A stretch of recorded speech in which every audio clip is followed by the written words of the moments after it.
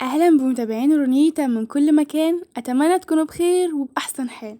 في حلقتنا النهاردة هنتكلم عن المجموعة بتاعة هرم الملك زوسر، واللي هي عبارة عن الأول. بس قبل ما نبدأ في الفيديو أو في حلقتنا، الصورة اللي قدامنا دي هي رسم تخيلي للشكل الأصلي لمجمع هرم الملك زوسر، واللي بيعتبر أقدم وأكبر بناء حجري هندسي في التاريخ كله، واللي عمره 4650 سنة. وزي ما احنا عارفين المبنى ده أو الهرم ده بيرجع للأسرة التالتة وبيقع في سقارة. خلال فترة حكم الملك زوسر اللي استمرت 19 سنة بالتقريب من 2630 ل 2611 قبل الميلاد، قام المهندس المعماري إيموحوتب ببناء الهرم المدرج وسوره الضخم. بالمناسبة، أول ما نستخدم الحجر الجيري في التاريخ كله كان المهندس إيموحوتب. طيب، والسور الضخم ده كان عبارة عن جدار من الحجر الجيري، وارتفاعه بيكون 10 متر ونص، وطوله 1645 متر.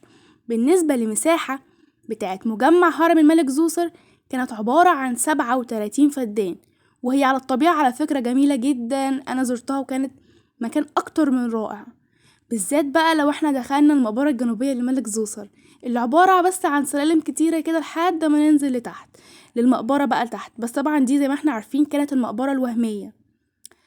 نرجع للي احنا كنا بنتكلم فيه.